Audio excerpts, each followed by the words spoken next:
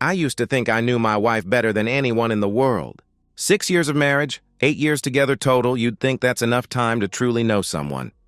I was wrong. My name is Alex Cooper.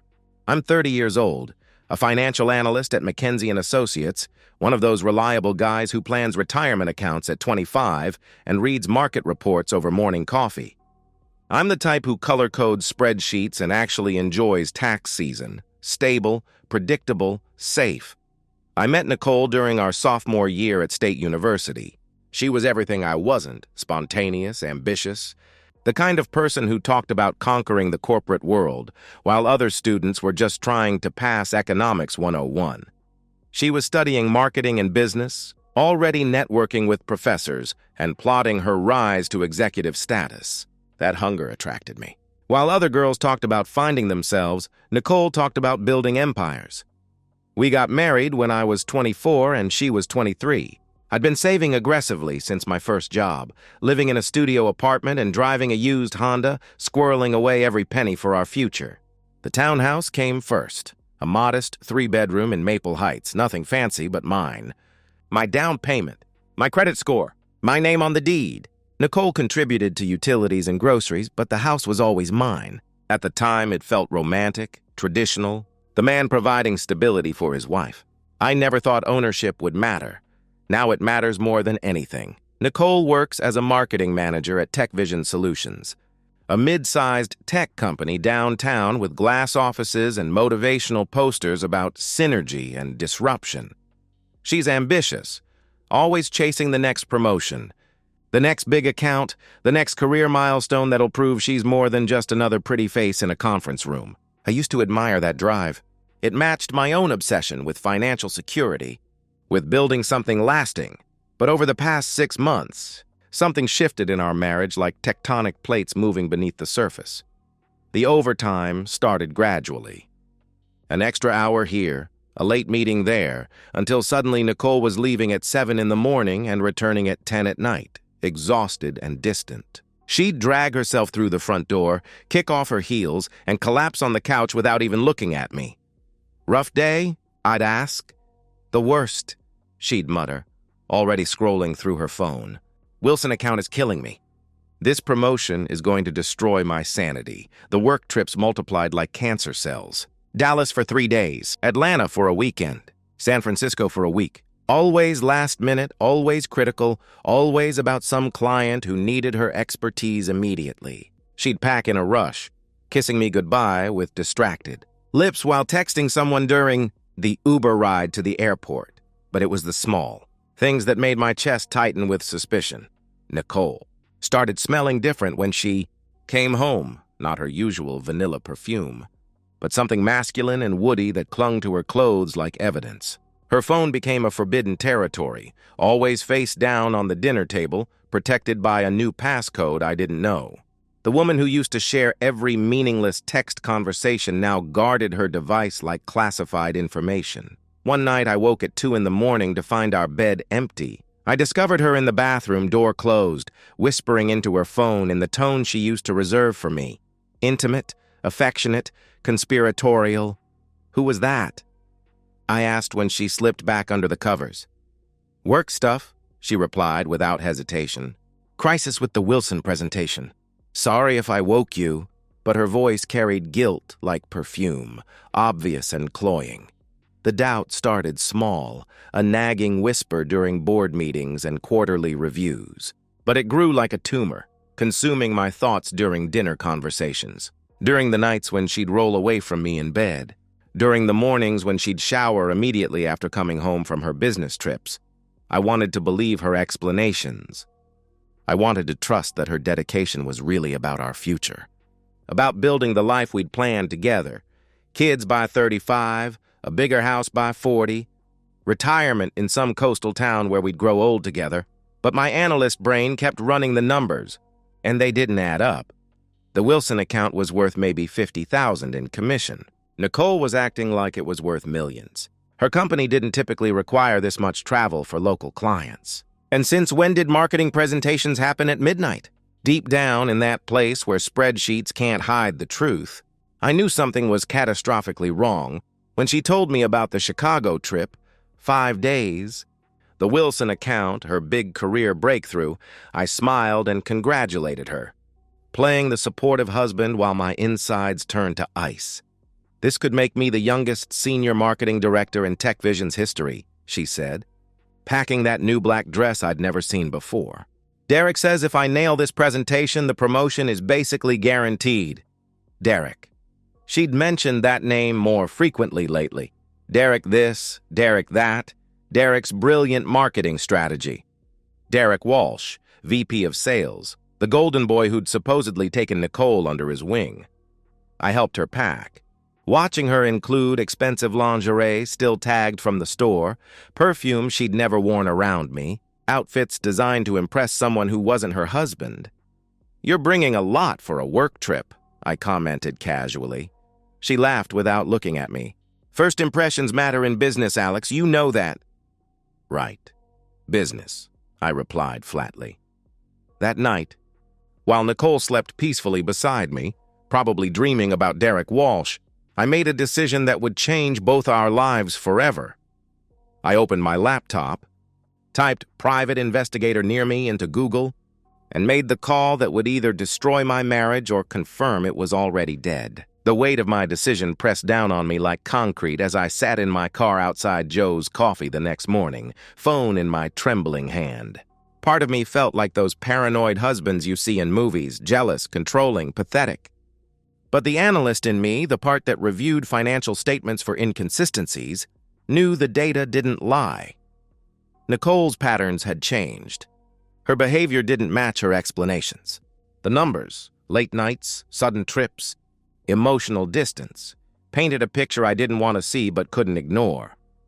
Raymond Cross Investigations had 5 stars on Google and a website that screamed discretion and professionalism. The testimonials read like war stories from the trenches of modern marriage. Raymond saved my sanity and my assets. Professional, thorough, and worth every penny. The truth set me free. When Raymond answered on the second ring, his voice was calm and measured like a therapist or a very good accountant. "This is Raymond Cross. How can I help you?" he asked. "I think my wife is cheating on me," I said, the words feeling foreign and bitter in my mouth. "I need to know for sure. No judgment. No platitudes. Just business, I understand. Can you tell me what's led you to this suspicion?" he inquired. I recited the evidence like a case study. The overtime that didn't match her paycheck. The business trips that seemed more frequent than necessary. The emotional distance, the new passwords, the 2 a.m. phone calls. Raymond listened without interrupting, occasionally making notes I could hear scratching across paper. "How long have these changes been occurring?" he asked. 6 months, maybe more," I answered. "And she has a trip planned?" "Chicago, 5 days. Leaves tomorrow morning," I replied. "Perfect timing for surveillance. Chicago's expensive for extended monitoring, but it's where we'll get the clearest picture of her activities. If there's another party involved, a 5-day trip will reveal it," he explained. The cost was $3,500. I'd spent more on our honeymoon, more on Nicole's engagement ring, more on the couch she'd picked out for the living room. For the price of truth, it felt like a bargain. "I need to know," I told him. "Even if it destroys me, I need to know." Raymond's response was measured, professional, and somehow comforting. "Most of my clients say that, Mr. Cooper, and you're right. The truth does destroy things, but it also sets you free to rebuild something better." We spent the next 20 minutes arranging logistics. I would provide Nicole's flight details, hotel information, and itinerary, all information she'd shared freely, believing she had nothing to hide. Raymond would have an operative stationed at O'Hare Airport when she landed, following her throughout the trip with professional invisibility. "Full photographic and video documentation," Raymond explained. "Time-stamped, date-stamped with detailed written reports. If she's engaging in extramarital activity, we'll document it thoroughly. If she's genuinely focused on business, you'll have peace of mind and can work on rebuilding trust." After I hung up, I sat in my car for 10 minutes, hands gripping the steering wheel. Breathing slowly like I'd learned in that meditation app Nicole had convinced me to try. The die was cast. In 24 hours, I'd either be proven wrong, paranoid, insecure, destroying my marriage with unfounded suspicion. Or I'd have evidence that the woman I'd loved for 8 years had been systematically betraying me. The next 3 days passed like psychological torture. I went through the motions of normal life, work meetings, conference calls, reviewing portfolios, making dinner reservations for the following week that I probably wouldn't keep. But underneath the routine, I carried the secret of what I'd set in motion like a bomb in my chest, ticking down to detonation. Nicole seemed unusually excited about the Chicago trip, more animated than she'd been in months. She talked constantly about the Wilson account, about how landing it would fast-track her promotion, about the presentation she'd been perfecting for weeks. "Derek thinks this could be a game-changer for my career," she said over dinner Tuesday night, twirling pasta around her fork without really eating. "He's been mentoring me through the whole process." "I'm so lucky to have someone like him in my corner." Derek again. "Always Derek. He sounds like a good mentor," I managed to reply. "The best. He really gets the vision for where tech vision is headed. Plus, he's got connections throughout the industry. Having someone like that believe in you." She trailed off, smiling at something I wasn't part of. I watched her pack Wednesday evening, each item she folded into her suitcase feeling like another knife in my chest. The black dress that hugged her curves in ways designed to attract attention. The expensive lingerie still tagged from Victoria's Secret lace and silk in colors she'd never worn for me. The perfume I'd never smelled on her skin during our intimate moments. "You're bringing a lot for a work trip," I commented, keeping my voice casual. She didn't even look up from her packing. "Presentations on Friday, but there are dinners, networking events, morning meetings. I want to look professional, put together. You know how important first impressions are?" "Absolutely." "Professional," I responded. Her phone buzzed constantly throughout the evening, texts that made her smile, calls she took in the other room, notifications that pulled her attention away from our conversation mid-sentence. Each buzz felt like evidence, like confirmation of what I suspected but didn't want to believe. Thursday morning arrived gray and cold, matching my mood perfectly. I drove Nicole to the airport at 6 a.m., the sunrise casting orange light across her face as she checked her phone obsessively during the drive. She seemed nervous, excited, distracted, like someone heading towards something she'd been anticipating for weeks. At the terminal drop-off, she kissed me goodbye with lips that felt like obligation rather than affection. "I love you," she said, already pulling away, already reaching for her phone. "Love you too," I replied, watching her disappear through the sliding glass doors with her rolling suitcase and secrets. I sat in my car for 10 minutes after she left, hands gripping the steering wheel, watching planes take off through the morning haze. Then I called Raymond. "She's in the terminal. Flight 847 to O'Hare, departing at 7:30, I reported. "We're already in position," Raymond confirmed. "My operative has visual contact. I'll send regular updates as events develop." I drove home through rush hour traffic, NPR playing something about market volatility that felt impossibly irrelevant. Back at the house, my house, I made coffee, opened my laptop, and tried to focus on quarterly reports while my marriage either validated my paranoia or confirmed my worst fears 400 miles away. My phone buzzed at 9:47 a.m. with Raymond's first update. Subject landed in Chicago, proceeding to baggage claim. Surveillance active. The investigation had begun, and there was no turning back. I spent that entire Thursday at my desk, unable to focus on spreadsheets or market analyses. My phone positioned face up like a talisman, waiting for updates that would either destroy my world or restore it. The first few messages from Raymond were routine, almost boring in their mundane detail. 10:23 a.m. Subject collected baggage, proceeded to hotel shuttle. No contact with other parties observed. a.m. Subject checked into Marriott downtown, room 1847. Proceeded directly to room with luggage. 15 p.m. Subject departed hotel, walking to Tech Vision Chicago offices 3 blocks away.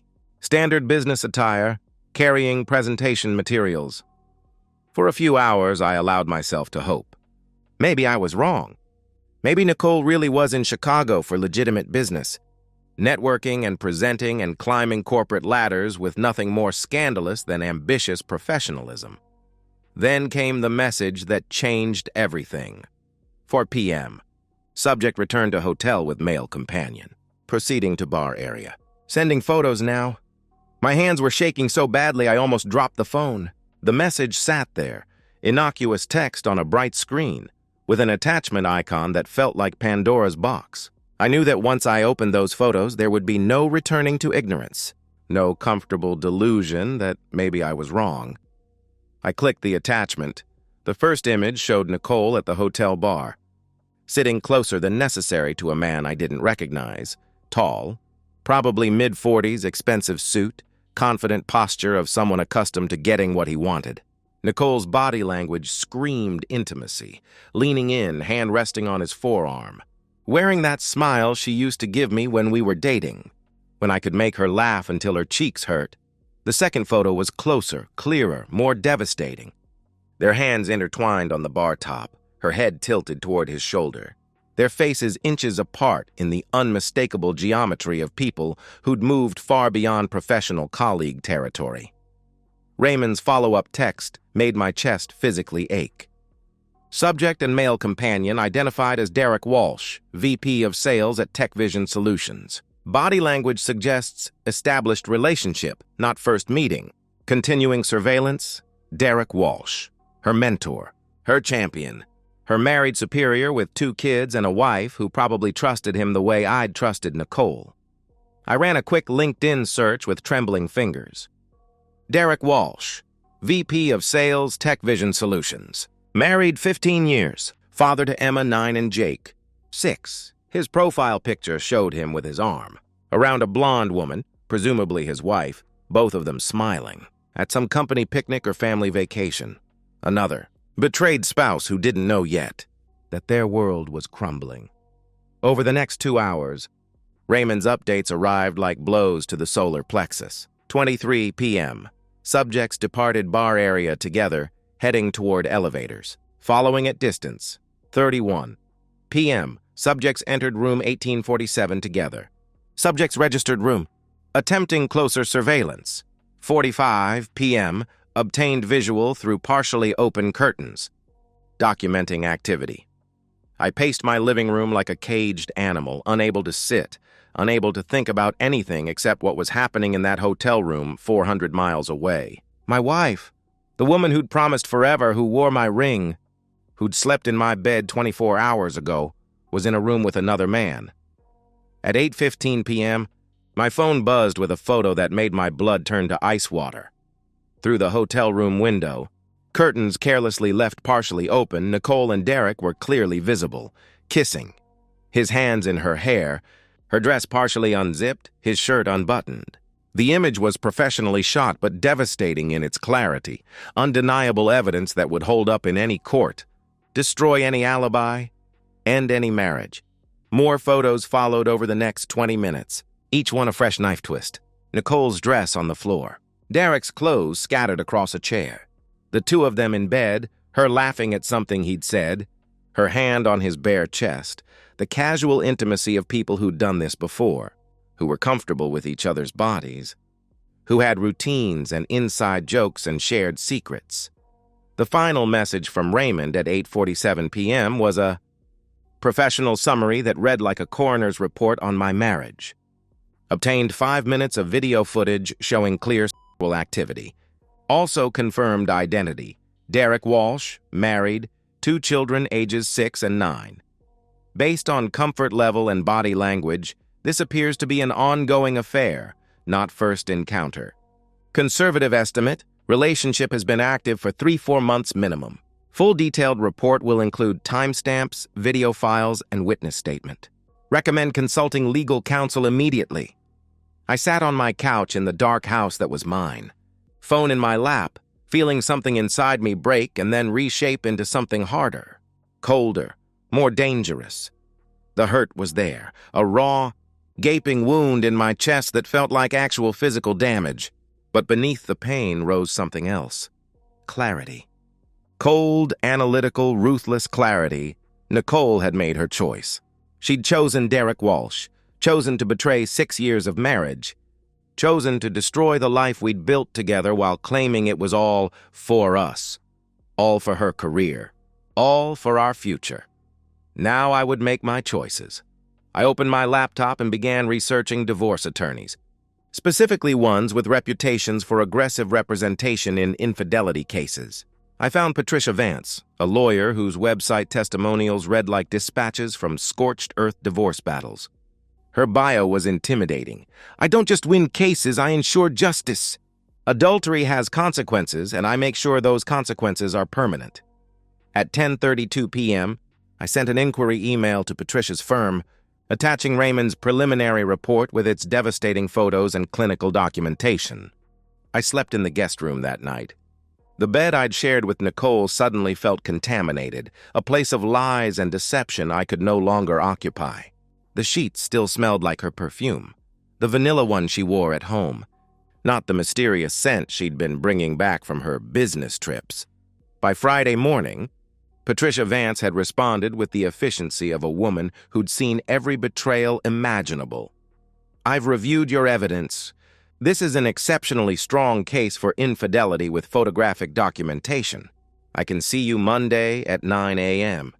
Bring everything: financial records, property documents, marriage certificate, evidence files. We're going to destroy her." Nicole called me Friday morning from Chicago, her voice bright and cheerful, asking about my weekend plans like she was calling from a spa vacation instead of the scene of my personal apocalypse. "How's the presentation prep going?" I asked, my voice surprisingly steady. "Incredible!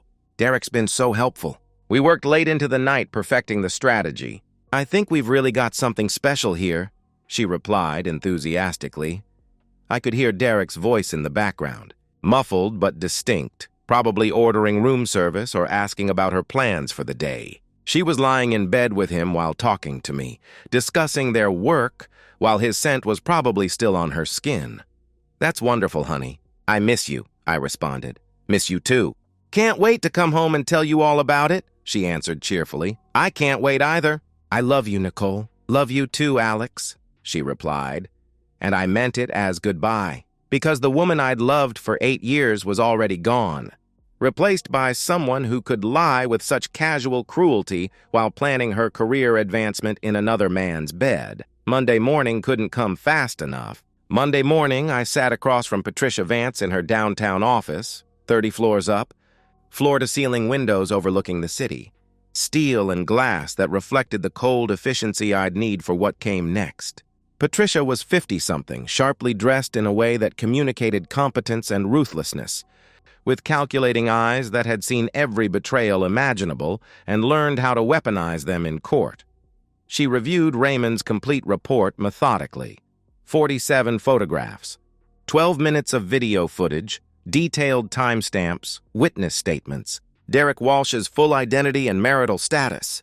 Her expression never changed as she examined each piece of evidence, but I caught approval in the way she handled the documents, carefully, professionally, like ammunition being loaded into precisely calibrated weapons. "This is among the cleanest infidelity cases I've seen in 15 years, Patricia said, setting down the final page. "You have photographic evidence, video documentation, professional surveillance records, and the affair occurred during a company-sponsored business trip with a direct superior. That last detail is crucial. It's not just adultery, it's a workplace ethics violation with potential legal ramifications." "What does that mean for me?" I asked. "It means you keep everything. The house, which is solely in your name, remains yours. Your savings, investments, retirement accounts, all protected under state infidelity statutes. She gets nothing except what the judge deems a minimal settlement to avoid claims of punitive damages. We're talking maybe $500 if that," she explained. "And her career?" I inquired. Patricia leaned back, steepling her fingers like a chess master contemplating checkmate. "That's where this gets interesting. TechVision Solutions has a strict code of conduct policy regarding relationships between employees, especially when one party is in a supervisory role. Derek Walsh is a VP, your wife is a manager reporting to his division. That's a clear violation with potential sexual harassment liability for the company. So if someone were to report this," I suggested, "if someone, say, A concerned party with documented evidence were to forward this information to their HR department. Both parties would likely face immediate termination. Companies don't play games when faced with potential lawsuits and ethics violations, she confirmed. I felt cold satisfaction settling in my chest like winter air. How quickly can you file the divorce papers? I can file today. Service can happen as early as Wednesday, the day she returns from Chicago, she answered. Perfect. I want her served at home. At our front door, I stated. Patricia's smile was thin and predatory. Poetic justice. I like your style. We spent the next hour crafting the divorce petition with the precision of surgeons, documenting every asset, every account, every piece of property. My financial analyst background made the process efficient. I had spreadsheets prepared, documentation organized, everything categorized and ready for legal consumption. Before leaving Patricia's office, I made one final decision that felt like lighting a fuse. Send copies of the investigator's report to TechVision's HR department. Anonymous tip about workplace ethics violations. Consider it done. They'll receive it this afternoon, she confirmed. My next stop was Cole Bennett's locksmith shop. Cole had been my friend since college, the guy who'd helped me move furniture into the townhouse, who'd stood up at our wedding, who'd always said Nicole was lucky to have found someone like me. I need you to change all my locks, I told him without preamble. Tuesday night, while Nicole's still out of town, Cole's expression darkened with understanding. She cheated, didn't she? I just nodded, not trusting my voice. Say no more, brother. I'll have new locks installed by Wednesday morning. She won't get in with her old keys, that's for damn sure, he replied. Thanks, Cole. You're going to be okay, Alex. You're one of the good ones. She's going to regret this for the rest of her life, he assured me. Tuesday passed in a blur of deliberate normalcy. I attended meetings, reviewed quarterly reports, analyzed market trends, maintained perfect professional composure while orchestrating the systematic destruction of my wife's life. My colleagues noticed nothing unusual. I'd always been good at compartmentalizing, at keeping personal chaos from affecting professional performance. That evening, Cole arrived with new locks, new keys, new deadbolts, new security for a new life. Within 2 hours, every entrance to my townhouse, because it was my townhouse, legally and morally, was secured against Nicole's return. I methodically packed Nicole's belongings, clothes that had touched Derek Walsh's hands, toiletries that had prepared her for another man's bed, the expensive lingerie she'd bought for someone else's pleasure. Everything fit in 2 large trash bags. I set them by the front door like garbage waiting for collection. Wednesday arrived with crystalline clarity. Nicole's flight was scheduled to land at 6:15 p.m. She'd texted me that morning, "Can't wait to see you. Have so much to tell you about the trip." I read her message and felt nothing but contempt for the performance, the casual cruelty of someone who believed she'd gotten away with destroying her marriage. At 7:30 p.m., I received confirmation from Patricia. Process server is in position at your address. The moment she arrives, she's served. I sat in my living room with the lights off, curtains closed, waiting. My phone was on silent. My heart was calm. Everything was in motion now, precise and irreversible as a chemical reaction. At 7:52 p.m., I heard a car pull up outside. Footsteps on the walkway. The familiar sound of Nicole's key sliding into the lock. The confused jiggling when the key didn't work. The frustrated rattle of the door handle. Then voices. Nicole's confused tone. The process server's professional announcement. Nicole Cooper, you're being served with divorce papers. Please take these documents. I stood, walked to the door, and opened it. Nicole stood on my front step. Divorce papers trembling in her hands, face white with shock, mouth opening and closing without sound like a fish pulled from water. Your stuff is here, I said calmly, nudging the trash bags toward her with my foot. I know about Derek Walsh. I know about Chicago. I have photos, videos, everything. The look on her face, pure terror mixed with disbelief, almost made me feel something. Almost. But then I remembered the photos of her laughing in Derek's arms. Her hand on his bare chest, the casual intimacy they'd shared while I sat alone in our house, worrying about our marriage. You're going to get a call from HR tomorrow, I told her. I sent them everything. That's when she started to scream. Nicole collapsed to her knees on the front step like her strings had been cut, divorce papers scattered around her like confetti at a funeral, her voice breaking into incoherent sobs that sounded more like animal sounds than human grief. "Alex, please, I can explain. It was a mistake. I'll quit my job. I'll do anything. Please don't do this," she pleaded between sobs. "You'll do nothing," I said, my voice flat and emotionless as winter stone. "You made your choices in Chicago. Multiple times, apparently, based on how comfortable you look together. Now you live with them." "It didn't mean anything. Derek and I, it just happened. The stress of the account," she tried to explain. "Derek Walsh, VP of Sales, married 15 years, 2 kids, Emma and Jake, ages 9 and 6. You didn't just cheat on me, Nicole.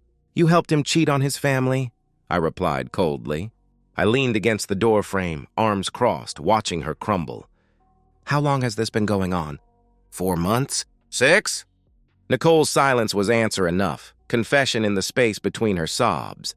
"The private investigator thinks at least 3 months, based on how comfortable you two look together. All those business trips, Dallas, Atlanta, San Francisco, those weren't about work, were they? Those were about Derek Walsh in hotel rooms across the country," I stated bluntly. "Alex, I love you," she whimpered. "No," the word came out like a slap. "You love what I provided. Stability, a house you didn't pay for, the safety of a backup plan while you screwed your way up the corporate ladder. But here's what you didn't count on. I'm a financial analyst. I plan for contingencies. I document everything. And I don't lose." Nicole's phone buzzed in her purse like an alarm clock. She ignored it. It buzzed again, insistent. "You should answer that," I said conversationally. "I think it's important." With shaking hands, Nicole pulled out her phone. The caller ID read, "TechVision HR Department," her face drained of whatever color remained, leaving her looking corpse pale in the porch light. "They know," I said simply. "I sent them the evidence this morning. Photos, videos, Raymond's full report. You violated company policy. Relationship with a superior. Misconduct during a business trip. Potential sexual harassment liability. They're calling to fire you. And Derek, no, please, this will destroy my career," she gasped. "Your career was built on sleeping with your boss. It was already destroyed. I just documented it," I replied. Nicole let the call go to voicemail. Immediately, a text appeared on her screen. "Nicole, this is Brenda Lawson from HR. You need to come to the office immediately tomorrow morning, 8 a.m. sharp, Conference Room B. Do not report to your regular desk. Do not speak to other employees. This is urgent." I watched her read it, watched the last pillar of her carefully constructed life crumble into dust. "My lawyer filed for divorce Monday," I continued with the methodical precision of a surgeon. "You're holding the papers. The evidence is overwhelming, adultery with photographic proof that would hold up in any court. You get nothing in the settlement. The house is mine, my down payment, my name on the deed, my equity. Savings, retirement, investments, all protected under state infidelity statutes. Patricia Vance is representing me, and she doesn't lose cases like this. Where am I supposed to go? What am I supposed to do?" she asked desperately. "Not my problem anymore," I answered coldly. Nicole tried one last desperate approach, reaching for my hand with fingers that trembled like autumn leaves. "We can go to counseling. We can fix this. I'll do anything. I love you." I stepped back, disgusted by her touch, revolted by the hands that had been all over Derek Walsh 48 hours ago. "Don't touch me. You lost that right when you let Derek Walsh touch you in that hotel room." I picked up her trash bags and tossed them down the front steps. Clothes spilled across the walkway, the black dress she'd worn to seduce him, the lingerie she'd bought for his pleasure, the professional attire of a career that was about to end in humiliation. "If you contest the divorce, I'll make the evidence public," I said, each word deliberate and final. "Every photo, every video, your family, my family, everyone we know, they'll see exactly what kind of person you really are. Your parents, your sister, your college friends. They'll all know their golden girl is nothing but a cheating whore who destroyed her marriage for a promotion." Nicole's sobs had gone silent now. replaced by the hollow stare of someone whose entire world had just imploded in the span of 10 minutes. Or you can sign the papers quietly. Take your minimal settlement and disappear, I continued. Your choice. But either way, we're done. This marriage is over. You killed it in Chicago. I stepped back inside my house, my sanctuary, my investment, my future, and closed the door. The new deadbolt slid into place with a final, decisive click that sounded like a coffin closing. Inside, I leaned against the door, eyes closed, breathing slowly and deeply. I could hear Nicole crying on my doorstep, could hear her making phone calls, probably to Derek, probably begging him to fix this somehow. But there was no fixing this. I'd made sure of that. My phone buzzed with a text from Patricia. Derek Walsh's wife deserves to know too, don't you think? I typed back, send her everything. She has a right to the truth, because tomorrow morning, Derek Walsh would wake up to discover that his wife had received an anonymous email containing every photo, every video, every damning detail of his affair with his subordinate. His 15-year marriage would end. His relationship with his children would be damaged forever. His reputation in the industry would be destroyed. Perfect symmetry. Perfect justice. I heard Nicole's car start 20 minutes later, heard her drive away into the night she'd created for herself. I didn't look out the window. I didn't feel guilty. I felt nothing but the cold satisfaction of a perfectly executed plan. The next morning, I forwarded the evidence to Derek's wife, Laura, through an untraceable email account. She deserved to know that her husband was a cheating bastard, just like I deserved to know about Nicole. Justice wasn't just about my marriage. It was about all the marriages these people destroyed with their selfish, reckless choices. 8 months after that Wednesday night, I sit in my completely redecorated townhouse, furniture replaced, walls repainted, every trace of Nicole systematically erased, reviewing the final divorce decree that arrived in yesterday's mail, official, legal, irreversible. The judge awarded me the house, my savings, my retirement accounts, everything I'd worked for and protected. Nicole received a settlement of exactly $500, the bare minimum required by state law to avoid claims of punitive damages. She signed without contesting, her lawyer advising her that fighting with the evidence against her would only result in further humiliation and legal fees she couldn't afford. I heard through mutual acquaintances about Nicole's life after that night, and the updates fill me with dark satisfaction. Fired from Tech Vision the morning after being served, escorted from the building by security with a cardboard box of her desk belongings. No severance package, no recommendation letter, no future in marketing management, not with a termination for ethics violations on her permanent record.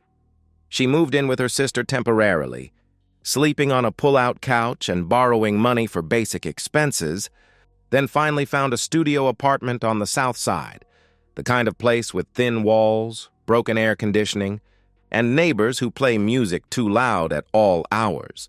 The ambitious marketing director, who was gunning for senior director status, now works part-time at a customer service call center, answering complaint calls for $15 an hour.